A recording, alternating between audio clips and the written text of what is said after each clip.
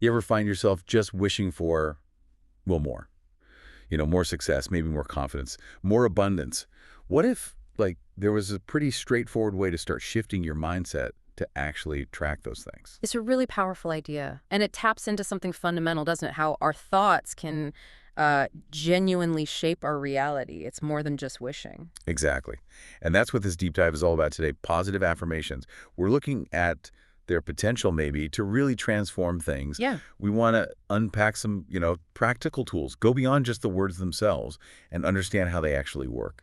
What's really fascinating, I think, is how these simple statements, seemingly simple, can tap into some pretty profound changes. Hmm. We're looking at more than just like thinking positively. It's about making intentional mental shifts, shifts that can literally rewire your internal landscape. Okay, so our main source today is this big list, 101 positive affirmations for success, abundance, and confidence.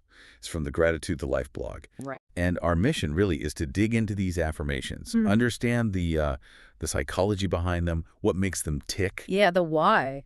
and highlight some specific ones that might stick with you so you can actually apply this stuff. The source even says these are a, quote, most loved part of a 21-day self-love course they do, Oh, interesting. often through guided audio, which kind of underlines the practical side, doesn't it? It really does. That guided audio piece is telling. It points to how experiential affirmations are meant to be. Right. It's not just intellectual, it's about internalizing them. And, while the source focuses on the practical, the why behind it is rooted in things like neuroplasticity. Oh. When you consistently repeat these things, you're not just wishing, you're actually strengthening neural pathways for positive beliefs and weakening the old limiting ones. It's almost like a form of self-directed cognitive behavioral therapy in a way. Rewiring the brain's defaults. Exactly. You're actively doing it. And those guided sessions, they probably leverage that, engaging more senses, making the reprogramming maybe more effective. Okay, so let's get stuck into it then. The list seems broken down. Yeah. First up, affirmations for success and abundance. Right? Lots of statements here designed to shift how you see what you can achieve, what you maybe deserve. Take this one. I am the architect of my fate. I can achieve what I have dreamt for myself. What's a common way people might misunderstand that? And how does the affirmation actually clarify things? Yeah, that's a really crucial one. I think a common misconception is that it means you control everything externally, which, isn't realistic. Right. Yeah. What it's really emphasizing is cultivating an internal locus of control. So instead of blaming, I don't know, the weather or circumstance, this helps you see your power in choosing your response, your actions. Okay. So if you hit a setback, instead of, oh, this always happens to me, it pivots you to, okay, what can I learn? How do I adjust the plan? I see. Proactive. Exactly. Solution-focused. It reinforces that your choices, not just, random events, shape your path. That makes sense. And then you've got ones like prosperity flows to and through me, or I am capable of attracting daily abundance. How does abundance here go beyond just like money? Could you give an example of abundance flowing through me that isn't obvious? Good question. Yeah, it's definitely broader than just cash.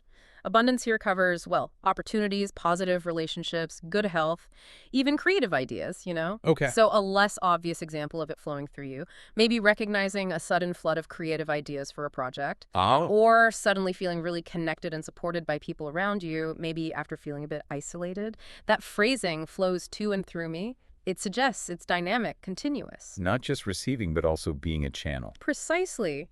You let it in and you also become a conduit. It shifts you from a scarcity mindset to one of, well, plenty in all sorts of areas. Interesting.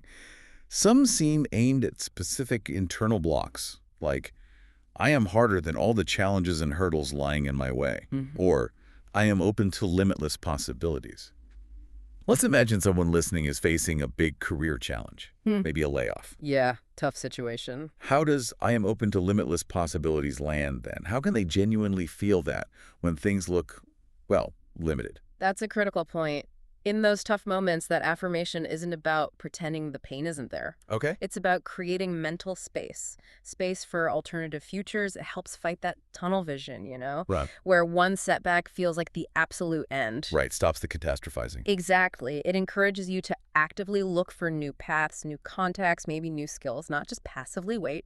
It's a reminder that even now, the landscape of possibility is still vast. Your current situation doesn't define your whole future. Okay, let's shift gears. The second big category, affirmations for confidence. Ah, yes, crucial. This feels like the foundation for everything else, doesn't it? Yeah. Without confidence, success, and abundance, it's a harder climb. Absolutely. Bedrock is a good word. One that really jumped out was, there is no one better to be than me. Ooh, I like that one. For someone stuck in that comparison trap, which is so easy to fall into, what makes that statement so potent? It's incredibly powerful, I think, because it directly tackles comparison. And comparison is just such a confidence killer for so many people. Totally. This affirmation pushes for radical self-acceptance, celebrating your own unique thing. Instead of trying to be someone else or always measuring yourself against others, it pulls your focus inward. And connecting that to the bigger picture, it supports the idea that real confidence isn't about feeling superior, it's about internal validation, believing in your own worth no matter what anyone else is up to. Yeah, internal validation. I like that. Then you have ones focused on growth, self-love, I love myself unconditionally, or every day I'm becoming a better version of myself. I can see the power, but, for some people, this might start to sound a bit like toxic positivity if they're not careful. That's a really important point to address. Yeah. How do we make sure these are genuinely transformative, not just feel-good fluff that skips over the real work? It's crucial to get this right. Affirmations aren't about denying bad feelings or avoiding hard stuff. Okay. They're a tool to reprogram your response to those feelings, those challenges. Arushi Tewari, the writer from Gratitude, she specifically talks about inner peace coming from gratitude and a loving self-relationship. Right. So when you say, I love myself unconditionally, you're not claiming perfection. You're cultivating compassion for yourself right now and committing to growth. It's about building resilience, a strong internal base. So you face difficulties from strength, not weakness. Exactly. It's an active mental exercise, not a passive bypass of reality. That makes perfect sense. It's about becoming the creator of your best reality, like another affirmation says. Shifting focus from external stuff dictating feelings to your internal state leading the way. Precisely. And I noticed, I am enough. That one pops up in both sections, success, abundance, and confidence. That must be really fundamental. Oh, absolutely fundamental. Yes. What specific mental barriers does I am enough break down that lets it bridge both categories like that? It works across both because that feeling of not being enough, well, it limits what you think you can achieve, what you feel you deserve in terms of success or abundance. Right. And it definitely eats away at confidence. By internalizing I am enough, you start dismantling those barriers that stop you chasing goals or feeling worthy of good things. It fights that confirmation bias, where we look for proof of our existing negative beliefs. This affirmation actively works to install a new belief. You are inherently worthy and capable. And then you can believe you're worthy of success and act confidently. Exactly. It unlocks the rest. Okay, so wrapping this up a bit, what does this all mean for someone listening? It's clearly not just about passively hearing these affirmations, is it? No, definitely not. The source mentioned guided audio, implying active engagement. What are some common mistakes people make when trying to use affirmations that might actually hold them back? That's a really practical question. Okay. One common mistake is treating them like magic spells, just saying the words without real belief or consistent effort. Right, just going through the motions. Yeah. Another is not connecting them to action. Affirmations are meant to shift your internal state so your external actions align with your goals. Okay. If you affirm, I'm open to limitless possibilities, but then you never actually look for new opportunities, the impact's limited. You have to do the work too. Right. The power comes from consciously choosing these beliefs, letting them sink in through repetition, through internalization. It's a daily practice, like any kind of self-improvement. Yeah.